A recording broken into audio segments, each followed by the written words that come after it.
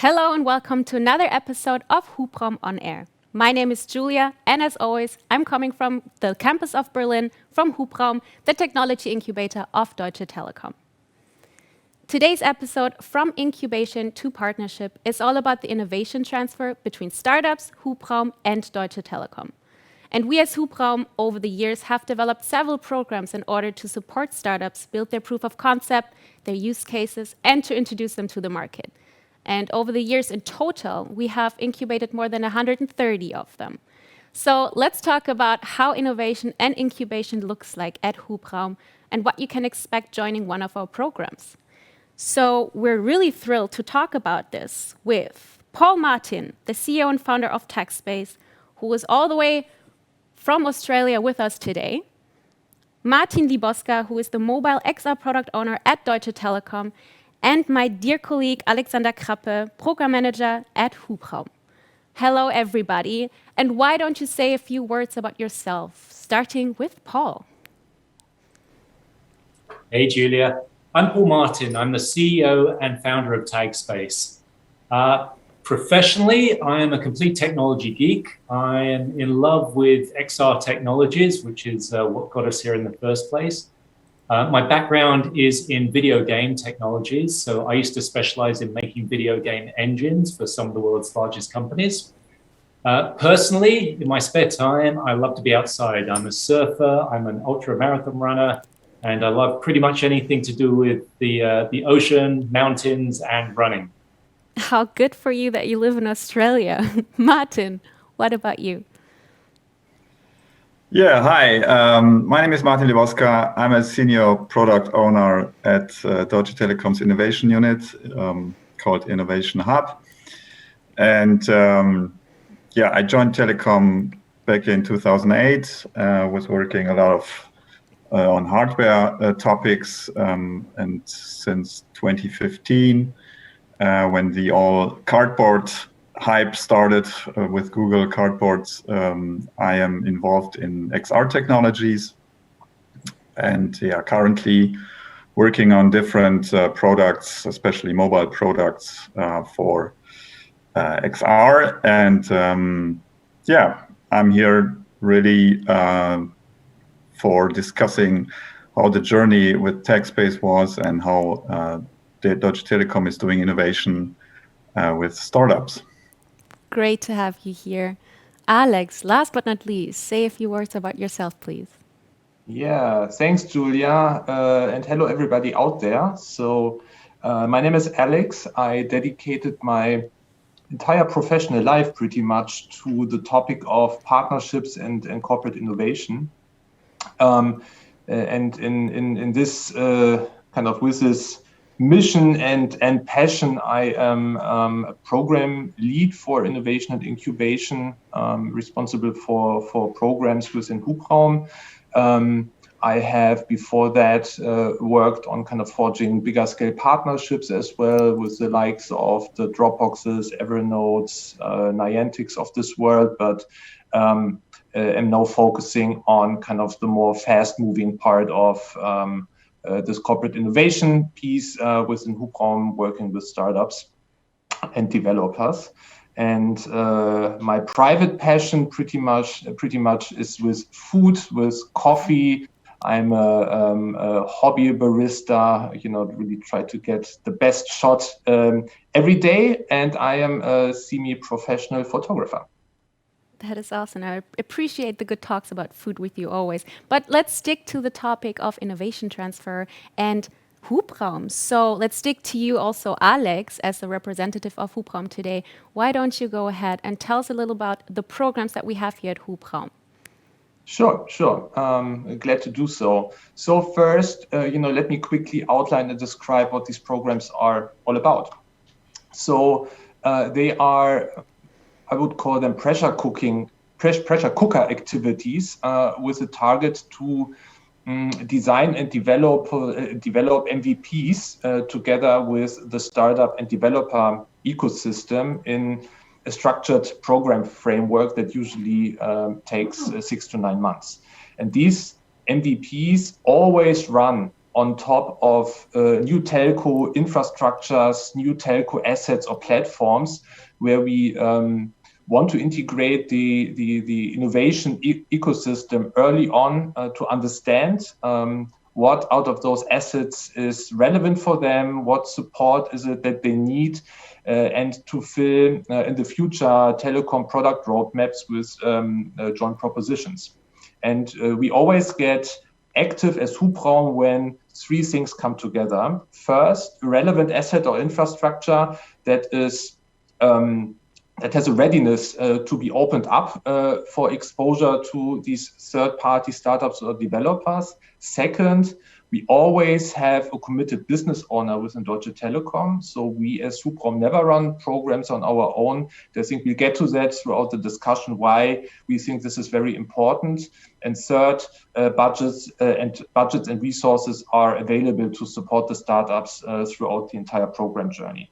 And in the past, we have done that in topics like 5G, edge computing, campus networks, and also a new residency program that I think, Julia, you are best equipped to talk about. Yes, thank you for mentioning it. We indeed have a residency program which comes with a physical presence on our campuses in either Berlin or Krakow. And as a matter of fact, we're looking for IoT startups right now. So make sure you find out all the information about it on our website and apply for it ASAP.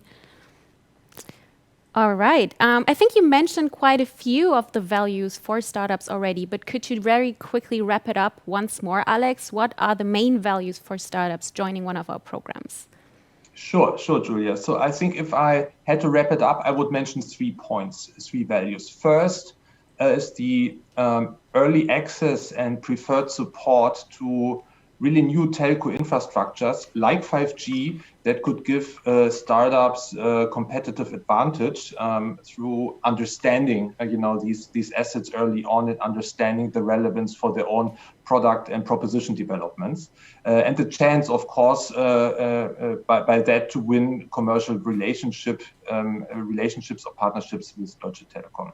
Second is the chance to get funded by our dedicated Hubraum fund. And here I'm not talking about 10,000 euros for development support, but ticket sizes that range between 100K and up to 1 million euros that are possible.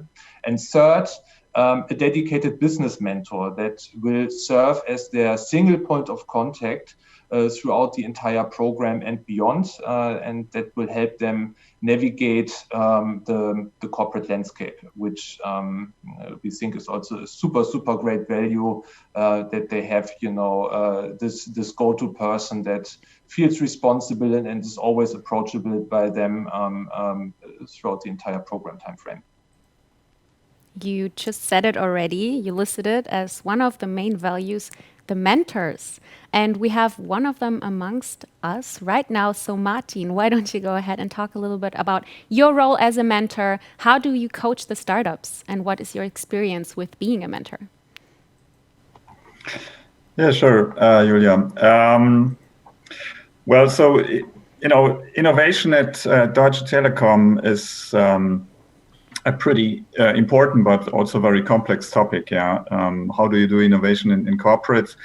We have innovation inside innovation on infrastructure. We do things like bring 5G and other technology trends into the market, and then we look for people who understand how the future will look like, and we try to enable them to build that future. Yeah, so that's why we work with startups in these innovation programs from Hubraum, and then you need somebody who is, on the one hand, understanding, okay, what are the cool ideas of these startups and how do they fit to actually the technology capabilities of Deutsche Telekom? Yeah, so what can we do with what we have, and how do we bring what startups have as assets into that and mix and match it in a way that it becomes, well, hopefully a successful product in the end.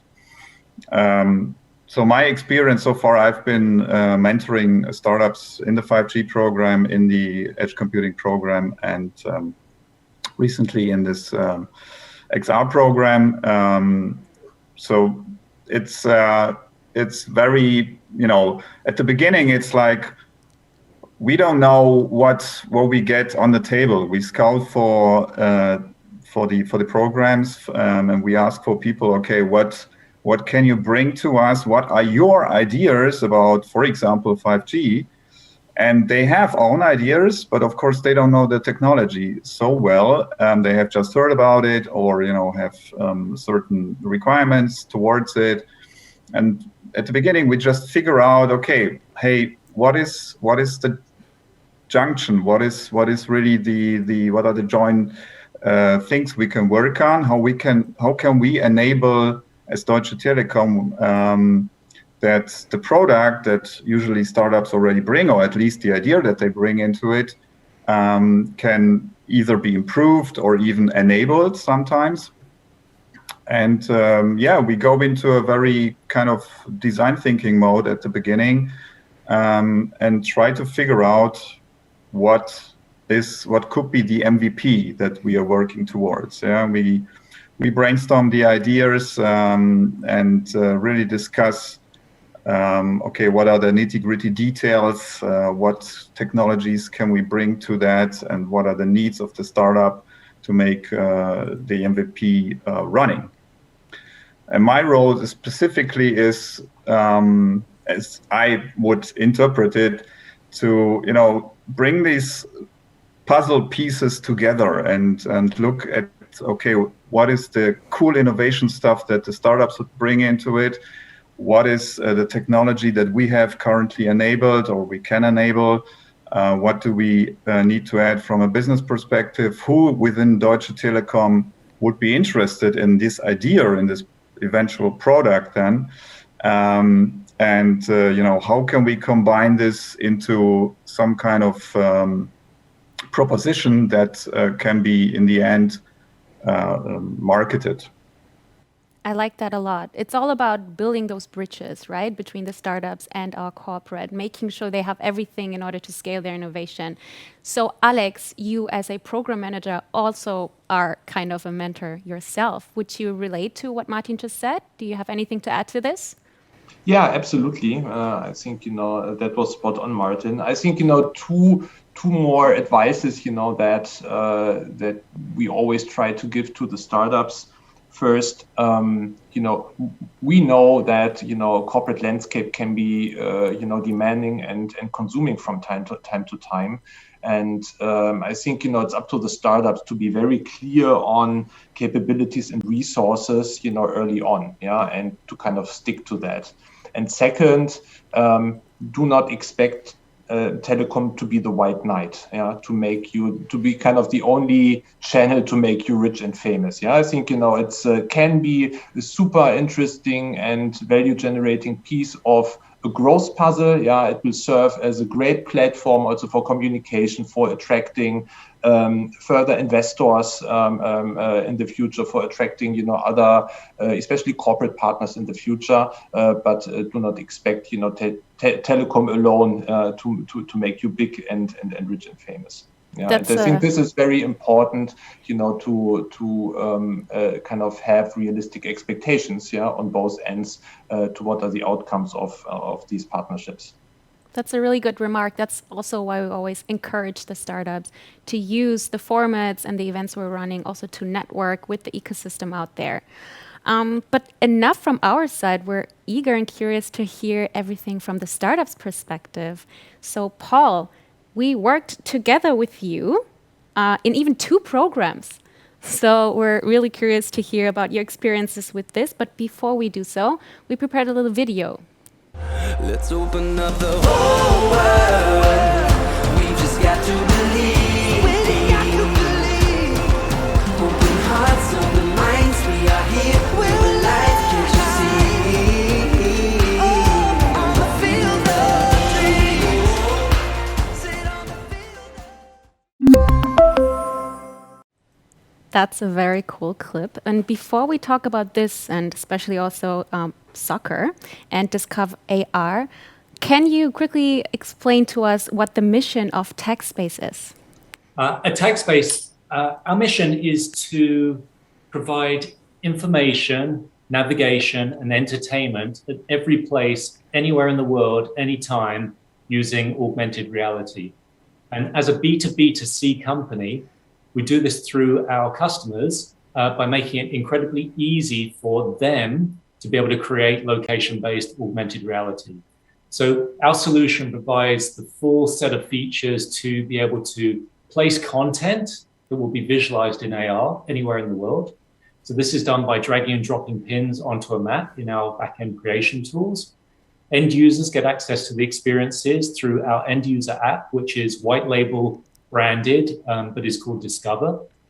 And then we also provide a suite of analytics so that our customers can analyze which content in the real world in augmented reality is performing the best, be able to optimize that, and then also figure out which content needs improvement. And then we give them the tools to be able to rapidly iterate on that to give the best possible experiences. Okay, but now, as promised, back to the topic of football or soccer for American audiences. We're in the soccer/football fever right now, so that's very topical. Can you tell us how your app enriches the experience of watching it? It's really, there's two parts to that answer. There's the COVID part to the answer, and then there's the non-COVID part to that answer. Let's start with the COVID part first, so we get to the good part in the end. There you go. Fair enough. So look, tagSpace is, our company is location first. So our company was set up to get people outside, moving around, interacting with augmented reality content in massive areas. Now, since COVID happened, of course, there's been a bit more restrictions around getting people into outdoor spaces and especially, and sadly, being able to congregate together.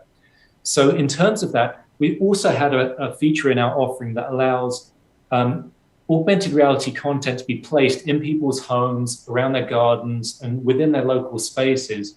So we can still get them outside, but within the confines of what is reasonable for COVID management as well.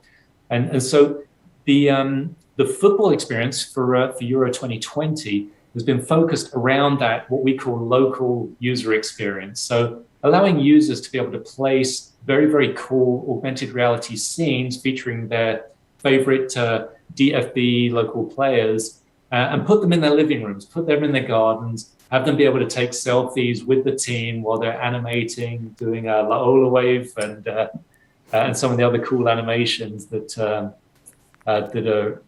part of the feature set. So that's been our sort of COVID offering right the way throughout Europe. Now, in addition to that, more in our sweet spot, and since COVID restrictions have started being able to open up around Germany, we've been placing these scenes in public celebration sites all around Germany so that you can see these huge, sort of 5 times size avatars of Germany's football team and see them at various sites such as at Allianz Arena and Allianz Stadium.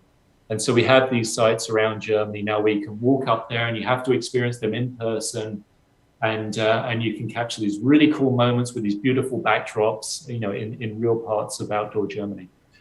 And in addition to that, what's really very much part of the tagSpace offering, in as much as offering information anywhere in the world, is you'll see some exclusive content to the Euro 2020 and to promote the DFB that is part of these experiences. So one of our new 5G only offerings that came out of the 5G innovation program with hubraum was that we're the first in the world to deliver multiple concurrent live streaming high definition video to our augmented reality tags. And you see examples of those in the Euro 2020 experience. Thank you so much. So we got a really good overview of your product right now. So let's talk about the collaboration with hubraum. What's your experience over the last 12 to 18 months with it? But let's start at the beginning. How was the journey towards hubraum? How did you find out about us and how did it all start? Yeah, good question. So honestly, I mean, we're going back, I guess, at least 18 months now. So I've got to kind of think way back then. And as you rightly said, we've now been through 2 programs with the hubraum and Telekom. Originally, our introduction to hubraum was through Quake VC, an American investment company, and actually one of our investors, who approached us originally to say, hey, we've been working with Deutsche Telekom and hubraum to find some of the best innovative XR companies around the world to be the first cohort in this new program that will showcase new 5G innovations. And so that was our initial introduction there. I think separately, and I heard this through back channels, we were also the first in the world to promote the well-known conference Web Summit in Portugal last year. And so, and through the back channels, we heard that some people from Telecom were actually in the audience there and saw us pitch in the semi-finals. So I think between Quake and Deutsche Telekom, I think they discovered us. I don't know the timing, either at the same time or independently, but happily for us, we were chosen for this first cohort in the 5G innovation program. So that was our introduction there. May I interrupt you for a short second here? At what stage were you in terms of product and development when you applied to us, as opposed to where you're now?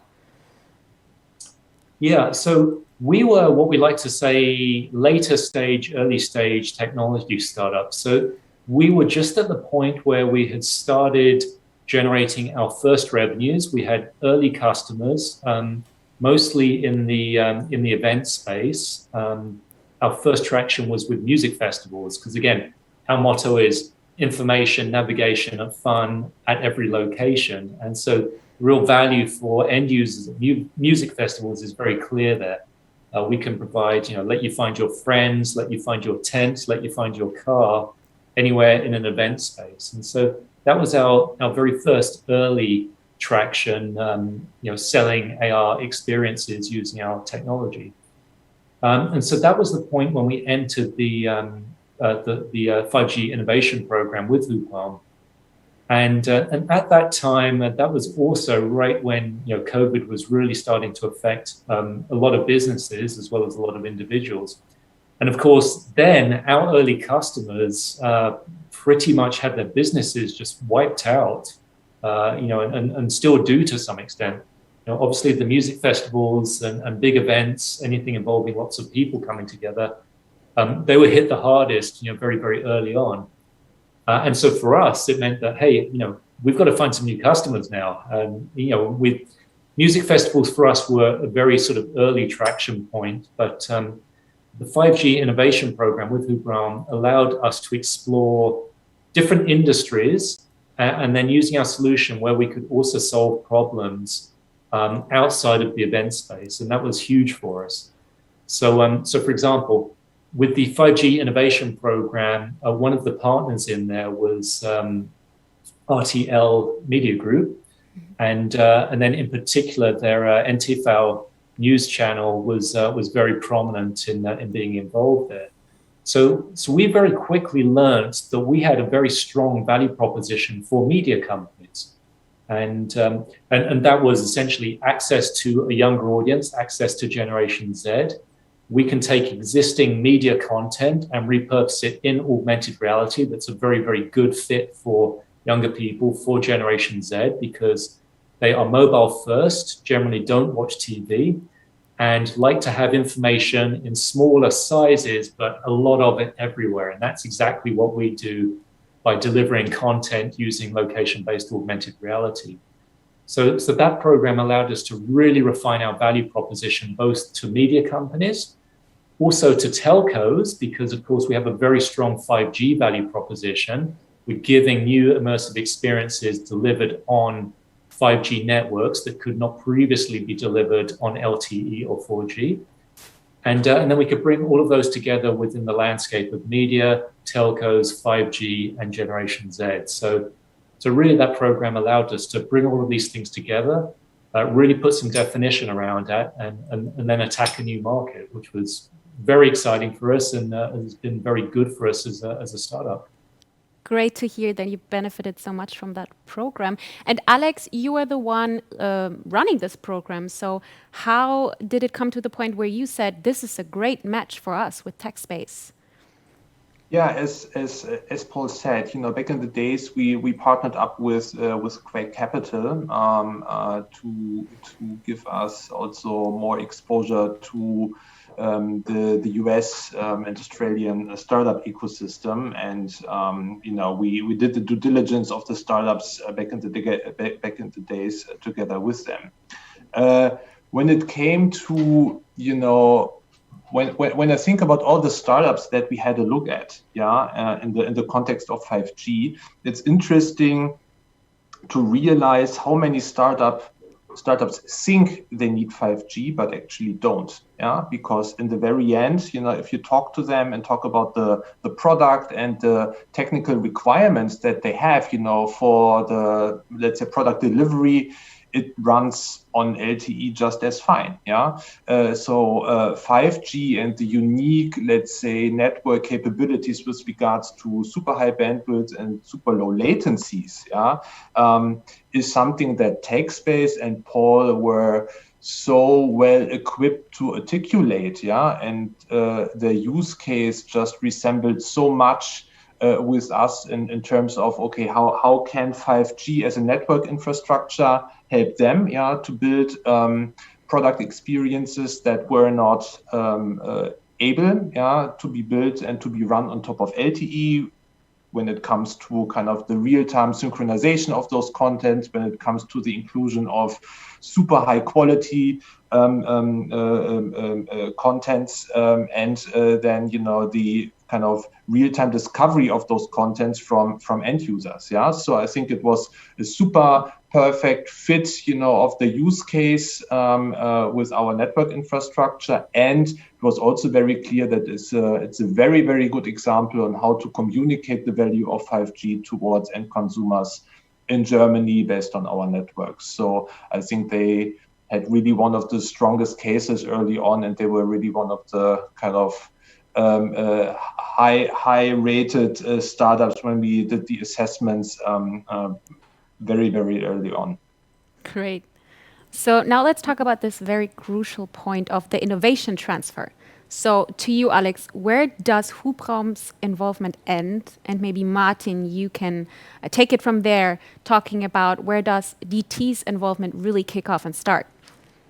Yeah, so it's kind of it's a blend, I'd say. Throughout the program, we try to, let's say, organize and set up structures that allow for a smooth handover post a program into the rest of the organization, because a program has a start and has an end, and usually with that end the Hubraum involvement kind of phases out a little, and what we usually do at the very end is to make sure that every startup also after a program has an assigned mentor that will continue to support them and that will continue to serve helping business opportunities within Deutsche Telekom even after a program. And this can come from two sides. Within Hubraum, we have a function called innovation transfer. Those are people that usually get active after a program and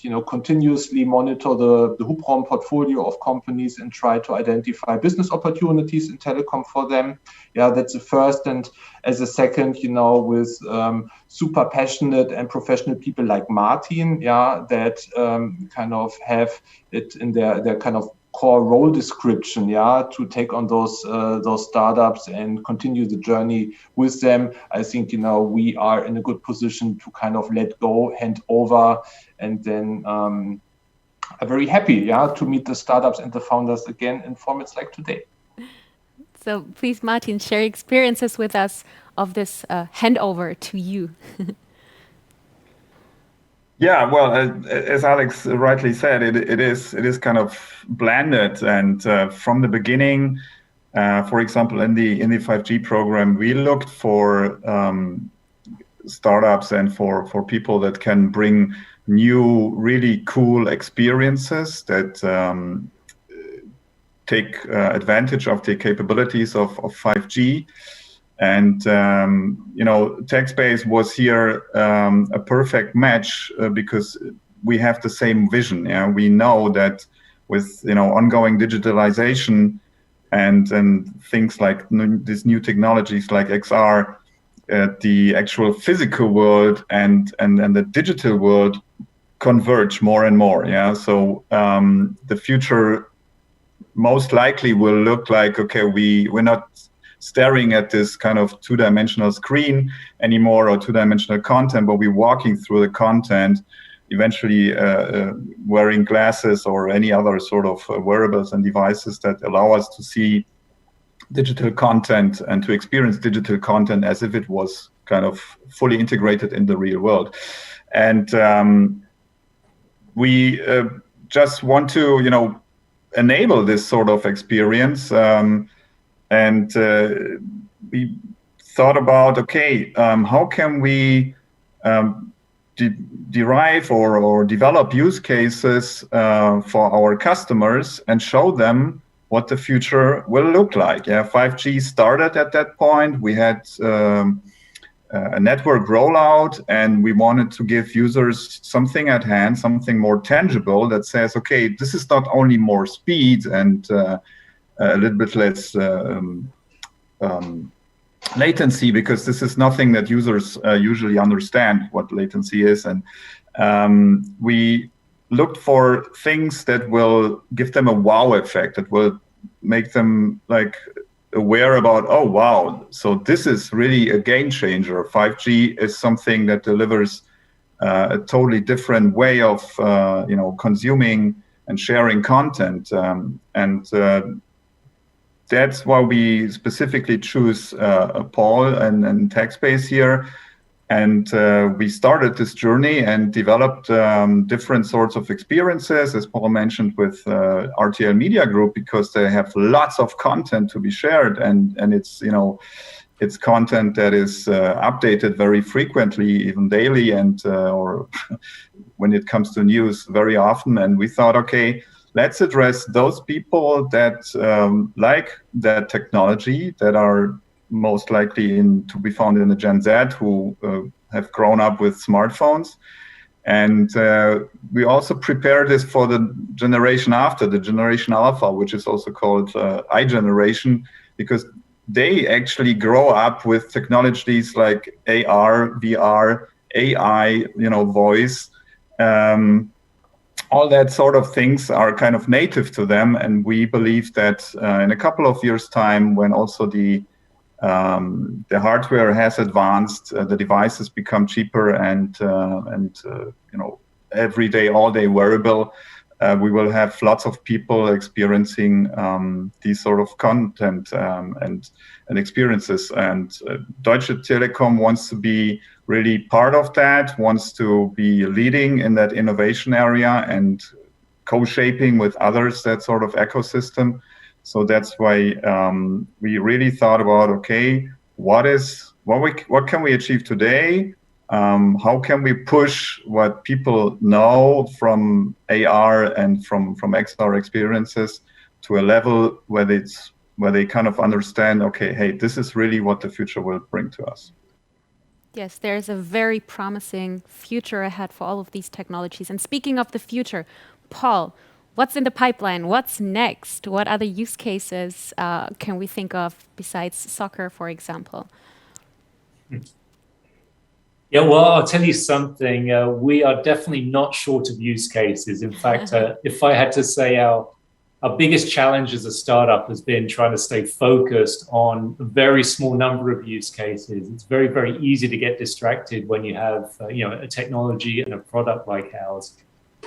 We can literally put information and entertainment anywhere in the world. It can literally be on something very small and up close, or anywhere across an entire city or even a country. So in terms of use cases, where we're focused right now is information around cities and information around events, especially sporting events. So, as I said originally, we started with our early customers in music festivals, and we're sort of looping back around now that the COVID situation is becoming a bit more managed in most countries around the world. We're starting to see events open up, and we're starting to see that there's a lot of appetite for our product around sporting events in particular, for a few reasons. One, within the context of COVID, we can provide COVID-safe features. We can help, spread people out. We can help you find the least, the fastest way to get into an entrance at a sports club, for example, get you to your seat quickly, get you back to your car quickly, avoid congestion points. We can show people where is the shortest queue if you want to get some food or some beverage. So we've got a lot of these sort of, COVID safe and even outside of COVID, just sort of very, very convenient experience enriching features for events. So we're going to be fairly focused on sporting events, especially in and around arenas. We're going to be very focused on city experiences, which is where we have been for the last year and a half or so.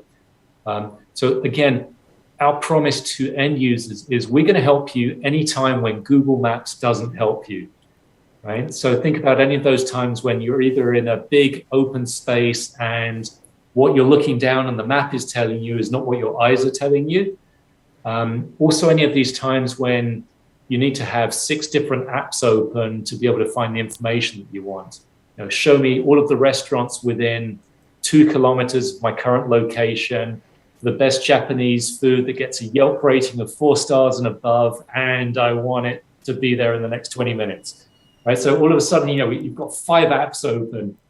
We can give you one app that does it all, and you don't need to navigate using a blue dot and a blue line. We'll get you there directly and give you that information immediately. So they're the spaces where we're operating right now. Cities and sporting and other big events. Would you say the whole COVID situation kind of created a higher demand for solutions such as yours? And will it last also beyond COVID? Yeah, absolutely. Yeah, I think. Look, I think somebody famous, somebody much more wise than me, once said, "In great downturn lies great opportunity," and I think for us that has been true. COVID, I think, in its own right, it has provided certain opportunities, in as much as new use cases that have become much more valuable than they might have been before. But I think more importantly, COVID has forced a lot of businesses and a lot of big businesses to rethink how they are currently operating. Of course, we've seen just about every business on the planet since COVID has started working from home, for example.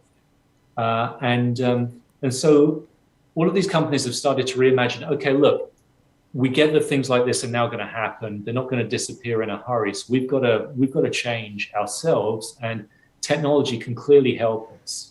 The fact that we're doing this event virtually right now is one of many examples there. And so people's mindset have changed around that, and COVID has forced them to look at new technologies and look at them much more quickly on a much more accelerated timeline than they might have done beforehand. And that's been fantastic for us. Augmented reality, when we set up the company, was very, very young. This was about 6 years ago now. And at that time, you'd sort of say, hey, we're an augmented reality provider. People would be like, oh. What is Whereas that? now, and now we tell people, hey, we make it incredibly easy for people to create and view augmented reality experiences. And they're like, that's awesome. And so the whole education around the general public and around our customers who are businesses has really changed over the last couple of years. And that has been very good for us. Very lucky for you. So I really hope that a lot of the people from our audience are maybe potential applicants to one of our programs. So I would encourage the 3 of you, from a startup perspective and also from Hubraum and DT perspective, to maybe give them some advice, like for startups that want to set off in a similar direction. Starting with you, Martin, maybe.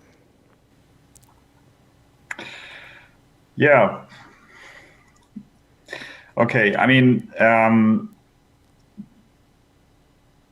they should be really kind of thinking their way. They should be very focused on their skills, bring their skill set, and not try to maybe please a large corporation right from the beginning and do the overpromise and try to bring something that is impossible. They really should very much apply with, okay, guys, we are the specialists in, for like Paul said, augmented reality in events, and we know this best because blah blah blah. That was one of the things that we found out in the scouting, that sometimes startups try to overpromise easily to just please us. So my personal advice is be honest, be transparent about your skills, and make up your mind what you need or what you wish from Deutsche Telekom, and then think about what is the perfect match in terms of skill sets and in terms of capabilities and all that. So if you have a clear picture about, okay, this is where I want to go, and I think Deutsche Telekom is a great partner for me, then please make this sure in your pitch. Alex, would you agree with that? Absolutely, and I can only and want to emphasize on what Martin already said. So I think it's very important to be clear and realistic and honest about towards us as a company, but also towards yourselves, right? So be clear, make up your mind on what you can offer, and really can deliver with the budgets, the run rate, the resources that you have at hand, and also be clear and to develop an understanding on what success would look like for you. So what is it that you want and need to get out of this kind of collaboration? And I think, having this kind of in front of yourself as kind of a North Star before applying throughout the program is very important. And second, I think, be open and flexible to make use of the network and the context that you make throughout the program, the collaboration. And I think, Martin, you kind of explained that so well, right? That, you'll start with something and then you'll learn, you'll make new contacts like RTL, you discover, let's say, the needs of an entire new sector and industry like media, or really understand the importance of 5G towards an industry like the entire telco ecosystem. And by thus are able also to refine your, let's say, commercial strategy, your product positioning, very, very early on, and can derive a competitive advantage out of that. With that mindset and kind of openness and flexibility, I think, there is, great things you can take out of such a collaboration. And the last words from you, Paul. Maybe this is the opportunity for you to do some advertisement for our programs. Fair enough. Actually, no. I think honestly, I'd really just be echoing Martin and Alex's sentiments. So, look, I think at this point in the world, there are a lot of incubators, a lot of accelerator programs for technology startups all across the planet. So, I think most importantly for you as a startup, you need to really know why you're choosing a particular program with hubraum and with Deutsche Telekom. And quite frankly, if the value for you as a business is very, very well defined and very, very well aligned with your strategy and the direction that you want to take your startup, then chances are it's also very well aligned with what hubraum and Telekom are looking for as well, right? And so it's a two-way street in that regard. And I think what you're going to get best out of the program is if you can enter the program knowing exactly what you're hoping to get out of it and then deliver on that. So again, for us, for the 5G innovation program, we had a hypothesis that, okay, look, we have a very good understanding of how 5G will power the future of augmented reality, and we know that as a program partner, RTL Media Group, have access to a lot of content, and we can potentially solve some real problems here. So this program will be an amazing way for us to be able to work with these two huge companies that as a lowly technology startup, you would probably have 12 months of initial conversations just to be able to get to the point of any kind of commercial discussion. And all of a sudden, we're having daily conversations with these people. So for us, it was very well aligned. We were selected, we were chosen, and then together, in a collaborative way, we tried to prove out these hypotheses, and then brought this together. In a demo day, we created 2 demos, one in Cologne, one in Berlin, and we proved that we have a thing. We proved that we have a product that people enjoy. We've proved our 5G hypothesis, and we've proved that we can provide real value to companies like Deutsche Telekom. And so, that has allowed us to go to the next step. And now we're happily working together on Euro 2020. So I think that's probably the best advice that I could give right now. It's, again, just know what you want and go after it hard. I'd be so happy to have you in a 3rd program. Let's talk about this. Thank you so much, guys. It was really lovely talking to you. I'm happy to have another example of a beautiful collaboration between Deutsche Telekom and a startup. So thank you so much for your time. Thank you for the audience for listening. And I want to take that opportunity again to promote our upcoming residency program. Make sure you apply until July 4th for the IoT Creators Edition. So if you're an IoT Creator startup, apply now. You find all the information on our website, and I hope to see you soon. Also, we have a good and bad news. The bad news is we're on a summer break. The good news is we're on a summer break. So see you again soon in September for our next Hubraum on Air. And also, I want to encourage you to download the app we just talked about, Discover AR. I will for sure download it just right after this.